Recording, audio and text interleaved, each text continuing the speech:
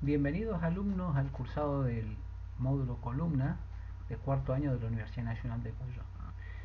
Mi nombre es Dr. Marco Yugurensky, encargado de este módulo, y hoy tocaremos el tema espondilolisis y espondilolistesis.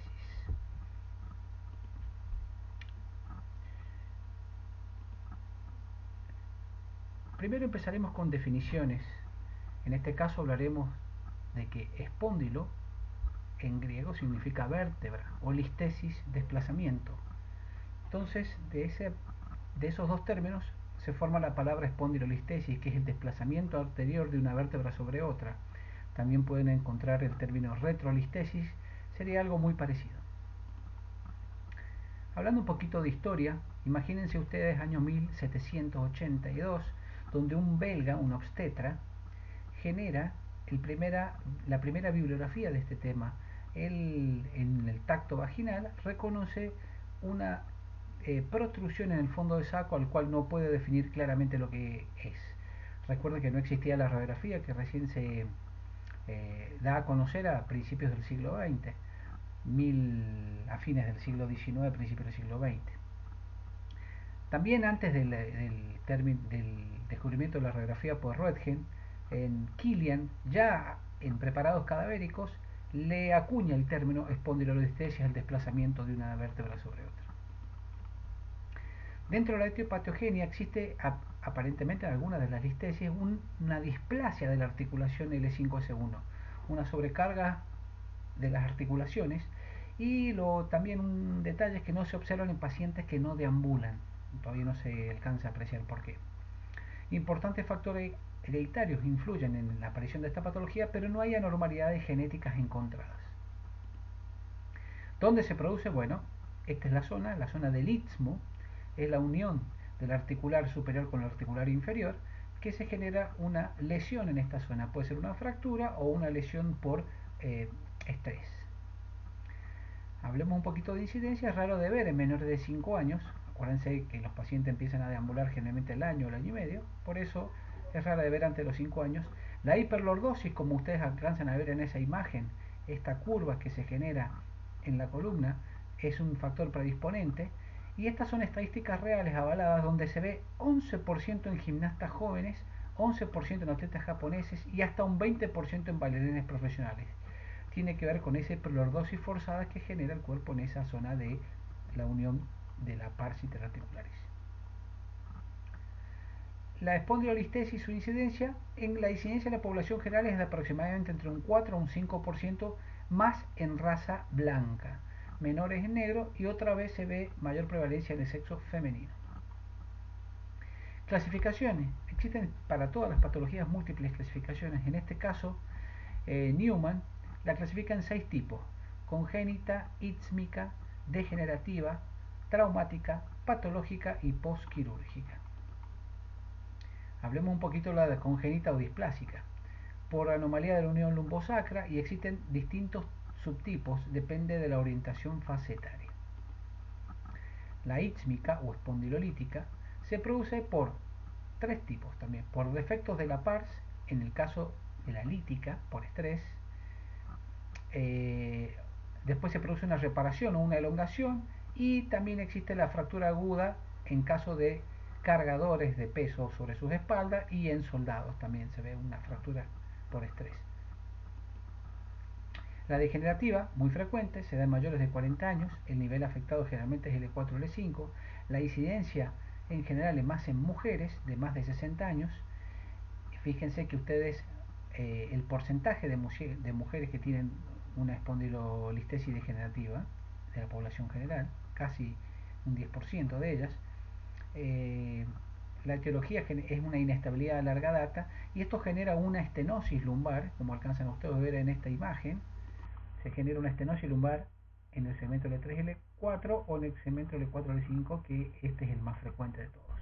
Ahí ustedes observan la espondilolistesis que se alcanza a ver en esta patología, que la característica que tiene es que no tiene lisis de la pars interarticular. Siguiendo con la clasificación, tenemos la traumática, la metabólica y la postquirúrgica, descrita por Newman. La presentación clínica de este cuadro, generalmente el principal síntoma es el dolor. la causa más común del dolor en la infancia y en la adolescencia. Es muy frecuente esta patología, hay que sospecharla de cualquier dolor en un niño o adolescente. Con una radiografía hay que hacer el diagnóstico tanto de frente, perfil y oblicuos.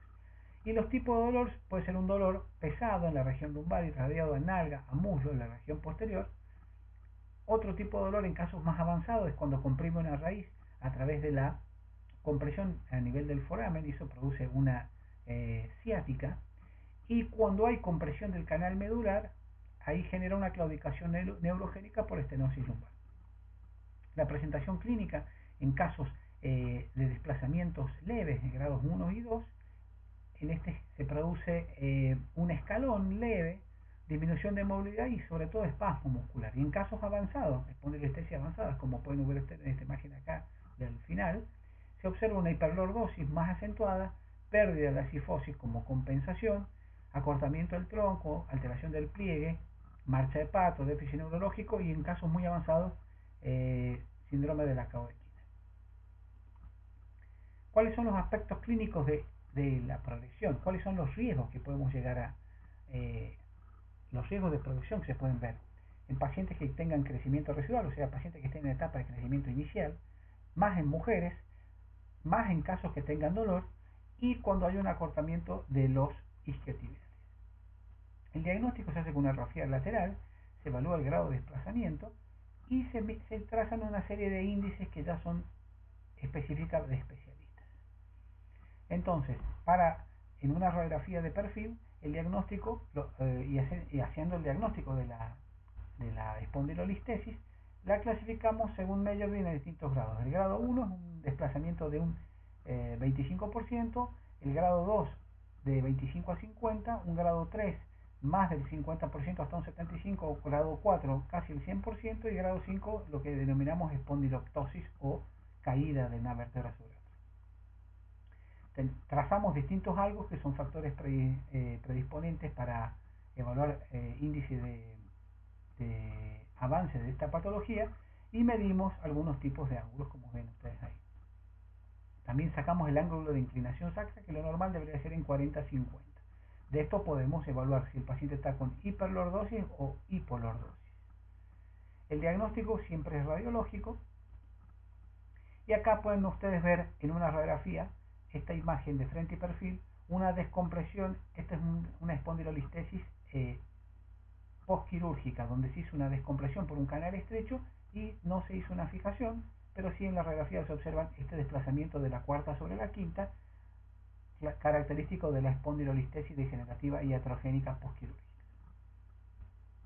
En las radiografías de oblicuas se puede observar claramente el cuellito en el perrito de la Chapelle, ya estudiado por ustedes en la materia de radiología.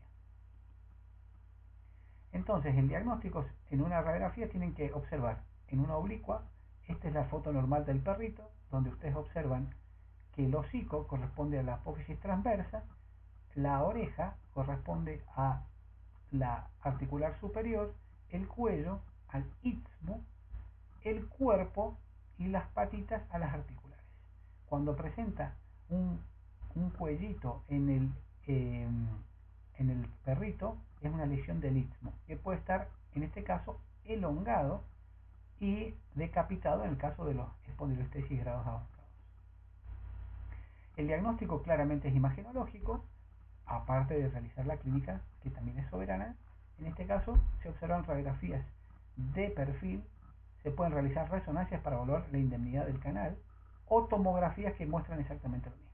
Estudios previos como esto en otras épocas ya no se usan, están en desuso. Se usaba una mielografía, que es la inyección de un contraste hidrosoluble en la columna, y posteriormente una radiografía donde se observaba el stop que producía esta espondilolistesis generando una estenosis lumbar.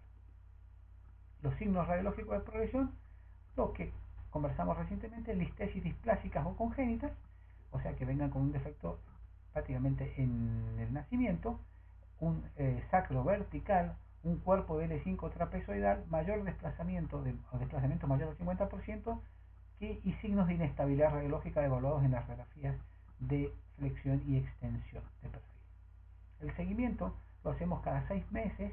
En los grados 1 asintomáticos recomendamos no usar mochila y en los grados avanzados grado de 2 en adelante, evitar deportes de contacto, gimnasia deportiva por la hiperlordosis que genera y un control radiológico 6 meses hasta generar la maduración ósea. Tratamiento en general es conservador, con limitación de las actividades, manejo del dolor con antiinflamatorios, el apoyo kinésico fundamental para reforzar la musculatura y como analgesia también, y el uso de corsé en casos que no se den con estas medidas. Los pacientes asintomáticos básicamente no requieren tratamiento, sino medidas preventivas, y en casos de más del 50% en general el tratamiento se considera quirúrgico, aunque el paciente no tenga síntomas. Las indicaciones de una cirugía, obviamente, siempre se evalúa en forma multidisciplinaria por más de un especialista y se decide cuando los síntomas son persistentes, por lo menos de un año a pesar de un tratamiento médico bien llevado, cuando existen anormalidades en la marcha, como acortamiento de los isquiotibiales, que no mejoren con kinesiología, los grados avanzados, más del 50%, o cuando existe un déficit neurológico progresivo, en casos también de un deslizamiento progresivo, más de un 25 o 50% ya antes mencionado, un ángulo de deslizamiento del 40 al 50% en niños con crecimiento, y una más dudosa sería problemas psicológicos derivados de las deformidades. El tratamiento quirúrgico consiste en distintas opciones.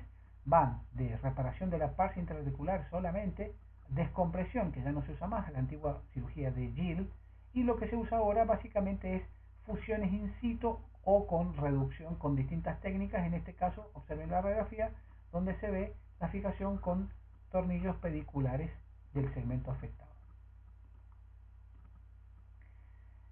La instrumentación combinada puede ser anterior o posterior. En la imagen anterior vieron solamente una descompresión posterior. En este caso se le agrega un cage o un gesto anterior.